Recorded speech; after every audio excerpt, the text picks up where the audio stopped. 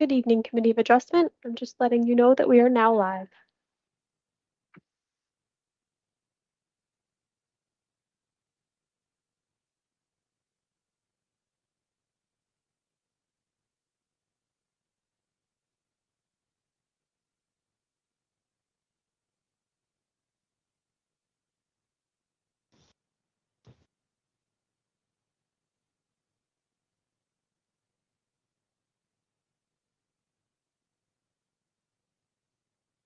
Good evening, Vice Chair Ladresse. We can proceed whenever you are ready. Good evening. We will now call this Committee of Adjustment meeting to order, and we'll start off with the Land Acknowledgement Statement. In the spirit of reconciliation, we acknowledge with respect the history, spirituality, and culture of the Anishinaabe, the people of the Three Fires, known as the Ojibwe, Wadata, and Potawatomi Nation, who have inhabited this land from time immemorial, and further give thanks to the Chippewas, the Saugeen, the Chippewas of the Nawash, now known as Saugeen Ojibwe Nation. As the traditional keepers of this land, we also recognize the Métis and the Inuit whose ancestors shared this land and these waters.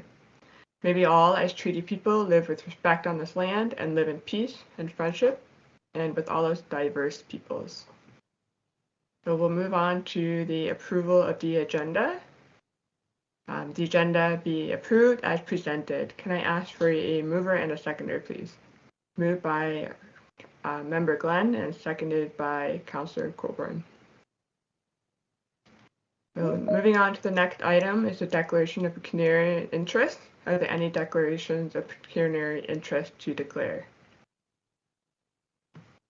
No? Okay, moving on. For the minutes of the previous meetings, the date is December 12th, 2023. The minutes of the Committee of Adjustment meeting held on December 12th, 2023 be adopted. Can I ask for a mover and a seconder, please? A move by Member McMillan and seconded by Councillor Colburn. Is there any discussion? Oh, sorry, I should have said that before, so no discussion. Moving on to new business. Application DEV 2024-005, consent application B18/23, Nagel. This is a meeting of the Committee of Adjustment to consider the application for severance for Judith and Thomas Nagel under Section 53 of the Planning Act regarding property located at Concession 2 SCD Lot 25W, Part Lot 2, Keppel Township. Madam Secretary Treasurer, please go ahead with your review.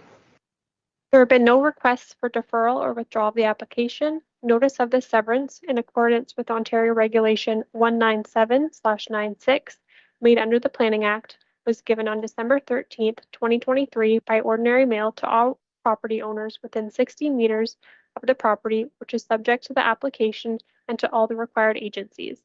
Notice was also posted on the subject lands and on the township's website. If you wish to be notified of the decision of the Committee of Adjustment, you must make a written request to the Secretary Treasurer of the committee. Only a person or public body that requests the notice of the decision of the committee in respect to this proposed severance may submit an appeal. Thank you. I will now read the recommendation as presented and ask for a mover and a seconder when I've finished. It has been demonstrated that application B18-23 for Judith and Thomas Nagel of lands described as Concession 2 SCD Lot 25W, Part Lot 2, Keppel Township is consistent with the provincial policy statement, conform to the County of Grays official plan, and complies with the intent of the Township of Georgian Bluffs zoning bylaw 2020-020.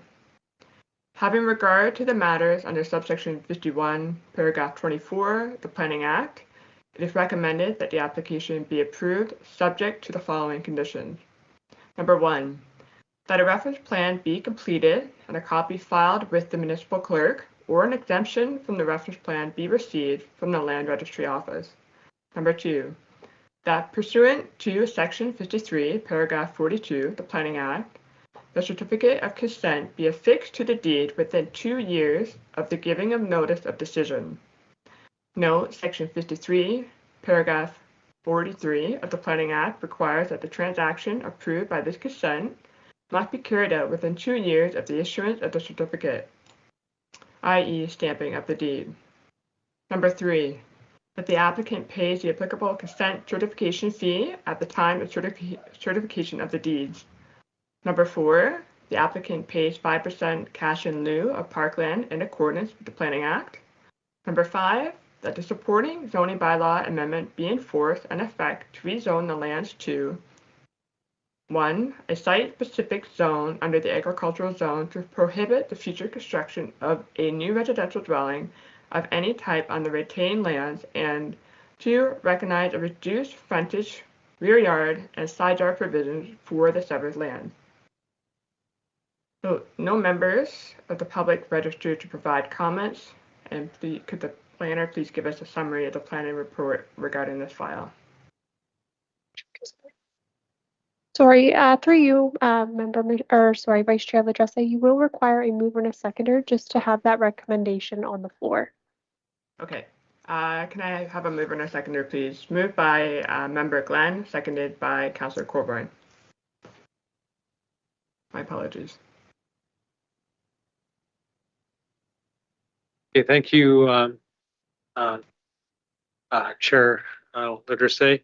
I'll now provide a brief summary of the application and comments received. The application B 1823 proposes to sever a 2.84 hectare lot containing 2 houses and farm buildings that are surplus to the needs of the farmer. 53 plus or minus hectares will be retained for continued agricultural use. In terms of comments received at that point, as was mentioned earlier, notice of complete application and notice of public hearing was circulated on December 13th to various agencies for review. The County of Grey Planning and Development Service Department provided comments on January 3rd, 2024 as follows. And in summary, County Planning Ecology staff have reviewed the subject application and have a comment stating the property contains and or is adjacent to significant woodlands, significant wildlife habitat, and potential habitat for threatened and or endangered species. It is Grey County staff's understanding that the proposed development will be located adjacent to the features on previously disturbed and developed lands. As such, it is Grey County staff's opinion that the potential impact to natural heritage will be negligible and the requirement for an environmental impact study, EIS, can be waived. In addition, it is Grey County staff's understanding that the property contains protection areas that are subject to the Policy Source Water Protection Act. As such, the risk management official of drinking water source protection should be tagged for comments in this application.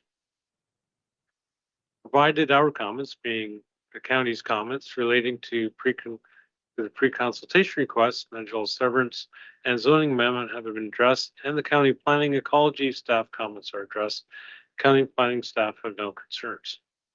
We also received comments on December 8th from the Grey Sauble Conservation Authority, and they note that the subject property is partially located within an area that is subject to the source protection plan. However, the Grey Sauble Conservation Authority has no objections with proposed consent and zoning applications, as they will not result in an impact to any areas regulated by Ontario Regulation 15106 and or natural hazards. So based on the planning staff's review of the application and a review of any relevant planning policies, as well as review of any comments received, planning staff feel it's been demonstrated that the application B1823 for Judith and Thomas Nigel for the lands described in this application is consistent with the provincial policy statement, conforms to the County of Grey's official plan, and complies with the intent of the townships of Georgian Bluff zoning bylaw, and it is recommended that the application be approved subject to the conditions listed earlier by the deputy chair. That's the result of our comments received and a summary of the report put forward. Okay, thank you. I will now call upon the agent for the applicant to provide comments. Custa Planning, please state your first and last name for the record prior to beginning. Thank you very much. My name is Genevieve Scott, and I'm with Cuesta Planning. Yes, I don't have too many more comments other than what Mr. Benner has prepared in his report with respect to the application. It's a fairly typical surplus farm dwelling consent application, excepting that there are two houses that are existing on the subject land, so both of them will be part of the new lot. And we did complete pre-submission consultation with the county, and they had no concerns in regard to the application. And we also spoke to the municipal planner, Mr. Benner, as well, prior to submitting to confirm that there was no concerns related to the application. So unless the committee has any questions, I would concur with the recommendation, and I have no concerns with respect to the proposed conditions. Thank you. Thank you. I will now call upon any members of the public who may wish to make a comment on this application. If so, please state your first and last name for the record before beginning. Through you, Vice Chair Ladresse, I will let you know there's nobody here in person. Okay. Is there anyone virtual? I do see one individual, however, I believe they registered for the second item on the agenda. Okay, thank you. Are there any points raised by the planner, applicant, or public that the committee wishes to respond to? Are there any questions?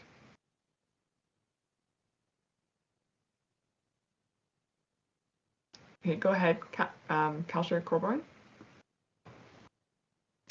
Thank you, Chair Ladresse. I'm a little hesitant to ask this question in case I missed it in the report, but the site plan does show a proposed dwelling footprint.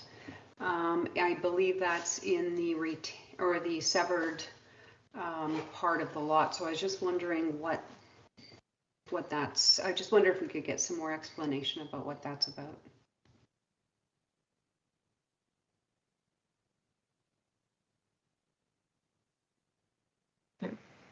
Please go ahead, Genevieve. Sure, I beg your pardon, I wasn't sure if it was directed to staff or myself. There's a couple things to note there. So firstly, the farmhouse that is going to be severed, that's right beside very close to the existing, the proposed footprint, that existing farmhouse is in good condition. There's nothing wrong with it. But at some point in time, the Nagels are considering the potential to rebuild, and they had asked that we show that location as part of this application process. They are a little bit further away to the, I guess, the sort of the southeast there, and that's primarily because there is a well that's very close to the existing farmhouse, and so they wanted to be further away from that infrastructure if and when they build. But the house that is on there now is habitable.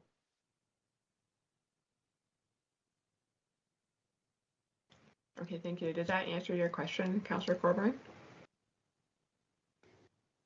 Yeah, I think so. I guess maybe I'm not reading it correctly, but I was sort of the understanding that was not something that could be done in a severance if the buildings are considered surplus. I just wonder if I could have a quick tiny primer on that particular point.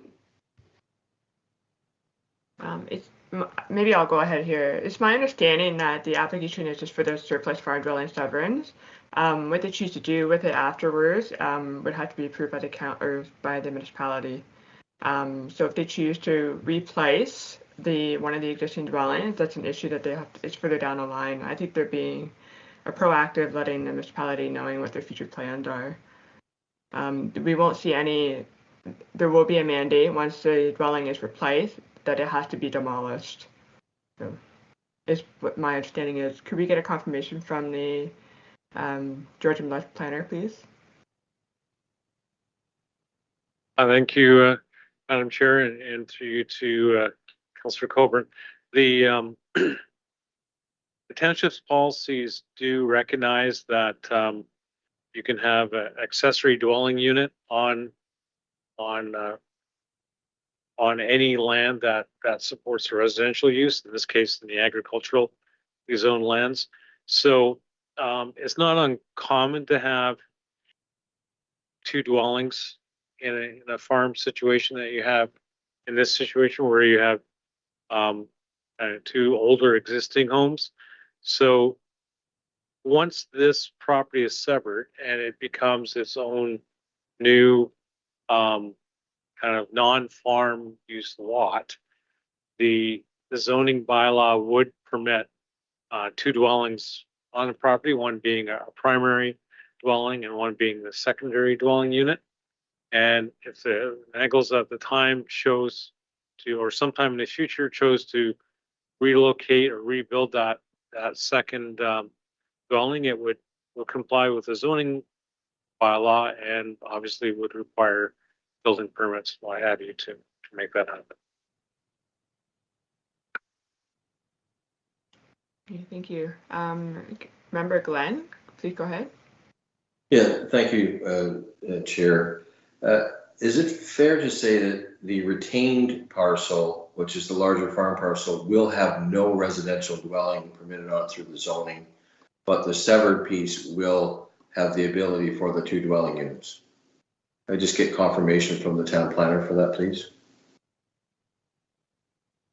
Thank you through you, Madam Chair, to Member Glenn. That's correct. The retained lands, the 53-acre farm lands, will be rezoned to not allow any future residential use of those lands.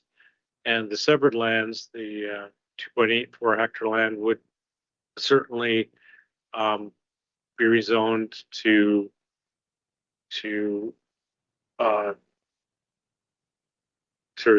note the reduced lot frontage and side and rear setbacks. And then given all of that, then we certainly would permit two dwellings on it as per our policies.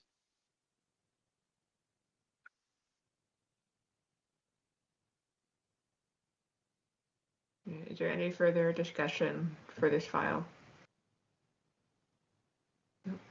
I will now call the vote on the motion as presented. Can I have a mover and a seconder, please? Moved by Member Glenn and seconded by Member McMillan. So that is carried. So this public hearing is now adjourned. Thank you. Moving, thank you.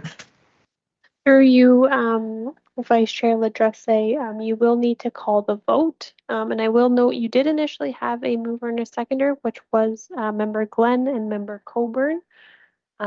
Should the committee wish to proceed with the recommendation as presented, you will just need to call the vote. Okay. So I will call the vote then. All those in favor? Okay. All in favor? Okay, this public hearing. Oh, go ahead. Member Glenn? Oh, okay. All right, so this public hearing is now adjourned. So, are we safe to move forward? Sorry about that. Yes, you are. Thank you. Okay. Moving on to the next application, DEB 2024-006, consent application B124, B224, and B324, and minor variance application A124, Chada and Newell. And the recommendation is as follows: that application B124, B224, B324, and A124 propose to sever 3 parcels intended for the residential development from a 4.46 hectare parcel located along Grey Road 1. It's recommended that these applications be deferred to future hearing until such time as a corrected notice can be circulated and all review agencies and public comments can be received and addressed. Can I ask for a mover and a seconder, please? So, moved by Member Glenn, seconded by Councillor Coburn. Is there any discussion on this file to deferral? No? Okay. I will now call the vote. All those in favor? All right, that is moved. That concludes the public hearing is now adjourned. And that concludes tonight's applications, and we can move forward with the unfinished business, which there is none, unless there's anything for the Madam Secretary Treasurer to add. Through you, Chair Ladrasse, we do not have anything here. Thank you. The date of the next meeting is February 20th, 2024 at 5 p.m. We'll now call for an adjournment of this meeting. Can I have a mover and a seconder? So moved by Councillor Coburn and moved by Member Glenn. Is there any discussion? All right, I will call the vote. All those in favor? All right. Thank you all and have a great night. Thanks, Michelle.